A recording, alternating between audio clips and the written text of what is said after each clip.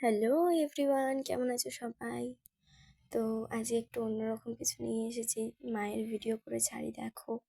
তো আজকে আমি তোমাদেরকে আমাদের বাড়ির মন্দিরটা ঘুরে দেখাবো। তো দেখতে পাচ্ছ এখন মায়ের পুজোর সময় আর মায়ের সব ভক্তরা এসছে। তো মায়ের কাছে সত্যিই মা খুব জাগ্রত, মায়ের কাছে যা চাই তাই পাই, মিথ্যে বলবো না। মাকে সেবা দেয় হচ্ছে আমার ঠাকুমা। তো তোমাদের মায়ের একটু আরতি দেখায়।